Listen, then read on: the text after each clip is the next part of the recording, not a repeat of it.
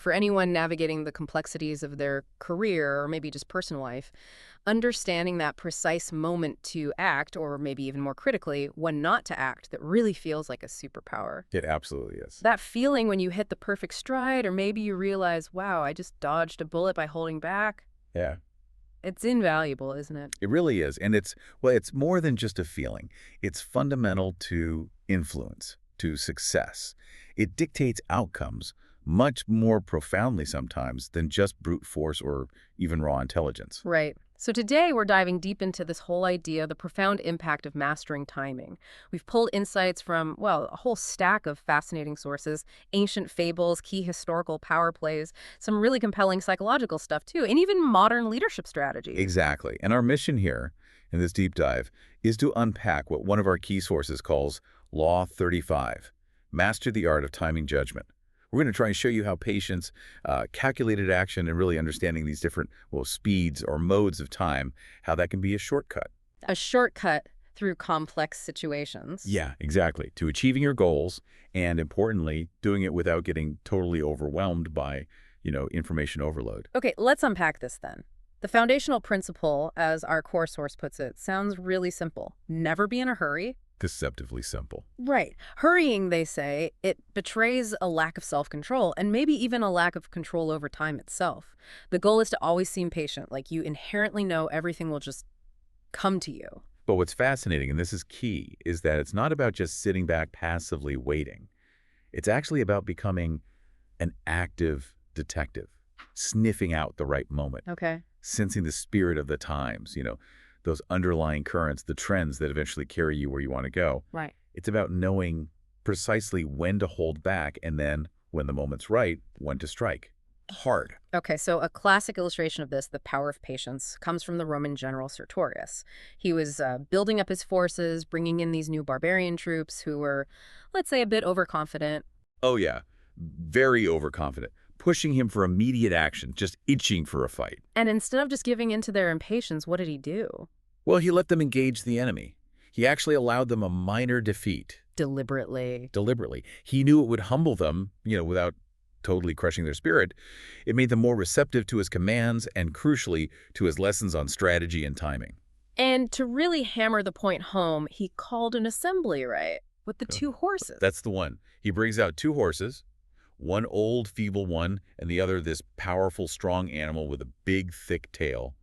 Then he has a tall, strong man stand by the weak horse, and a short, weaker man stand by the strong one. Right, and the strong guy tries to yank the tail off all at once. Exactly. Tries with all his might to pull the whole tail off the strong horse in one go. Yeah. Gets nowhere, just struggles. Meanwhile, Meanwhile, the weaker man goes over to the strong horse and patiently starts pulling out the tail hairs, Yeah. one by one. And pretty quickly, with hardly any effort, he strips the whole tail bare. and Sertorius uses this to make his point. He stands up and says, "Now you can see, my friends and allies, that perseverance is far more effective than brute strength." He explained that many difficulties seem impossible if you try to tackle them all at once. But they yield if you handle them bit by bit. Precisely, little by little. His big conclusion was that a steady, continuous effort is basically irresistible. This, he said, is how time itself captures and subdues even the greatest powers. So time is an ally. Or an enemy. An ally to the intelligent, those who choose the right moment, but a dangerous enemy to those who just rush in blindly.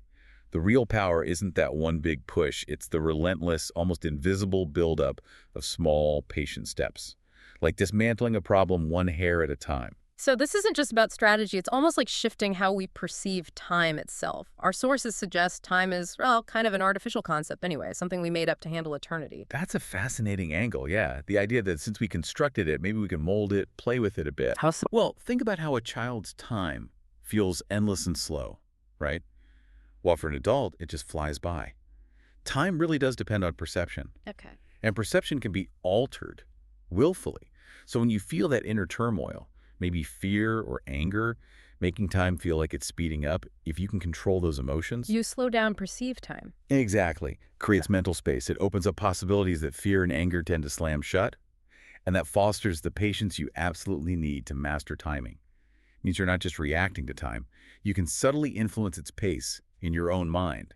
You shift from being time's victim to its active shaper. Wow. Okay. And this leads us to the first of, what, three modes of time our sources talk about? Long time. That's right, long time.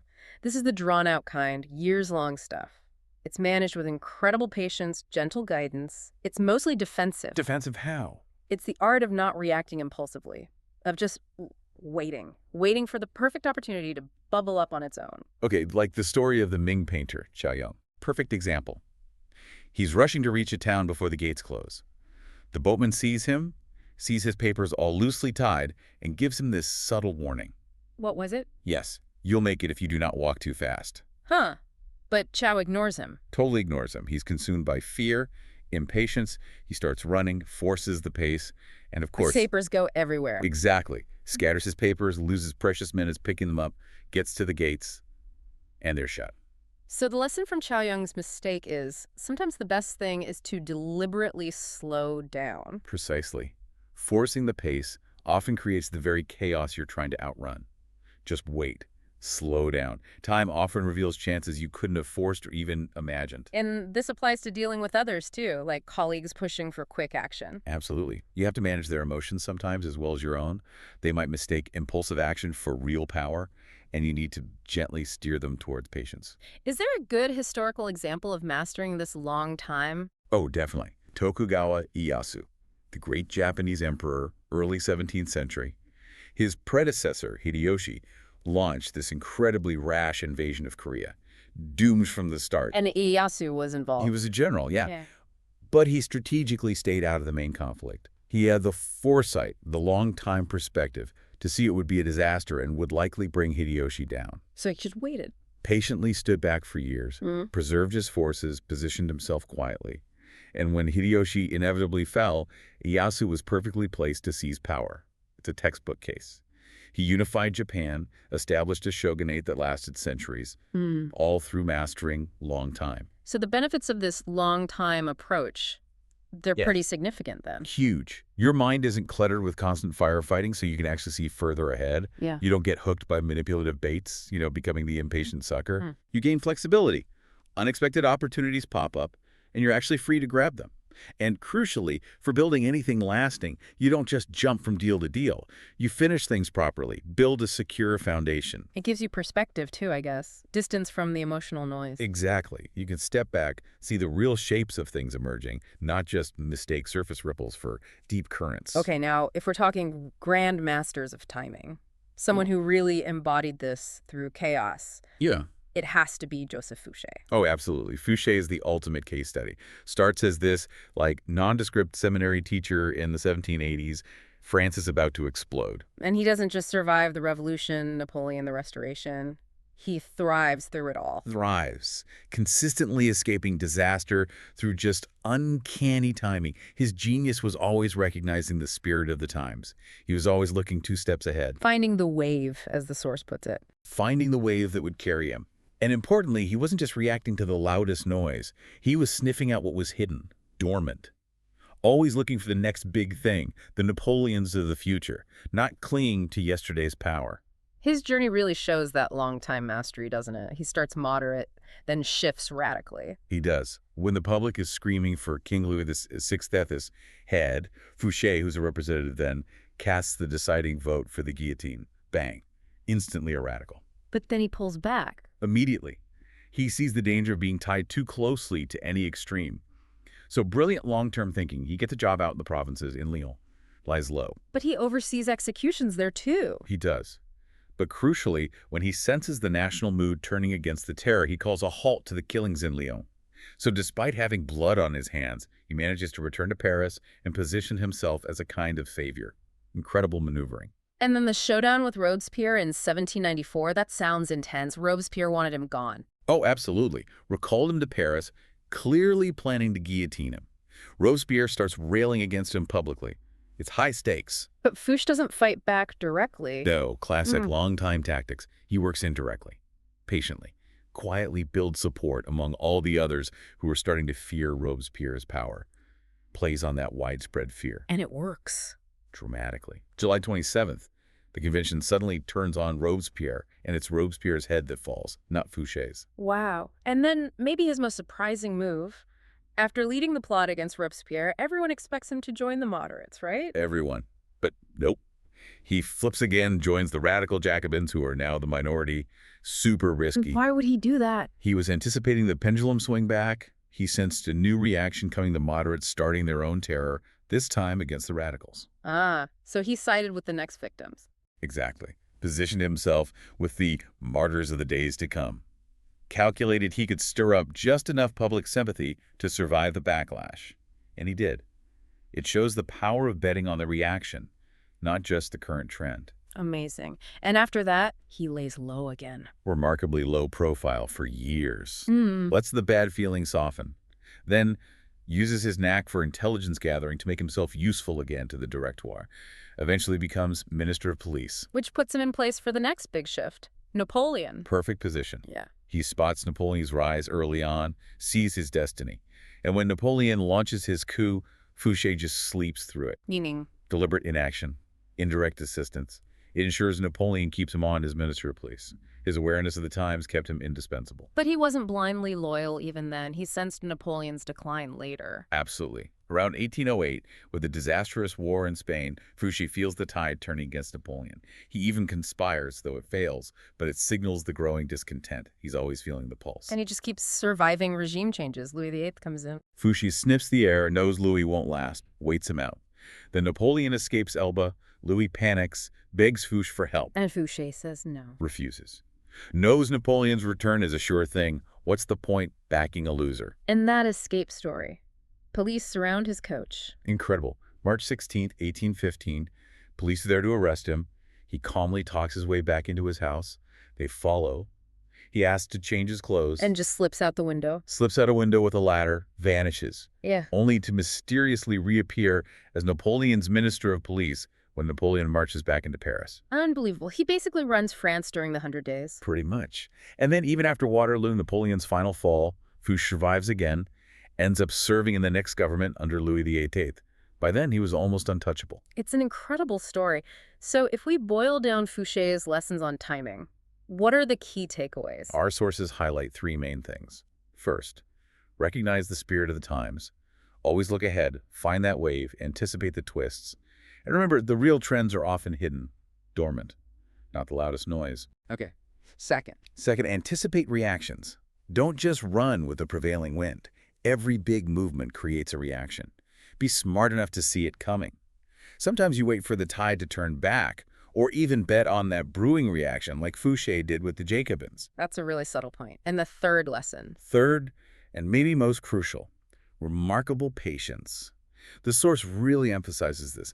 Without patience as your sword and shield, your timing will just fail. When things were against him, Fouché didn't panic, didn't get emotional, didn't lash out. He kept cool. Kept cool, low profile, built support quietly. He knew time was his ally if he just let it be. Right. So we've talked a lot about patience, recognizing these long-term trends, this long time, which is mostly defensive preparatory. Yeah, largely. But timing isn't just waiting, is it? The sources also talk about offensive strategies, manipulating time. Exactly. That brings us to forced time.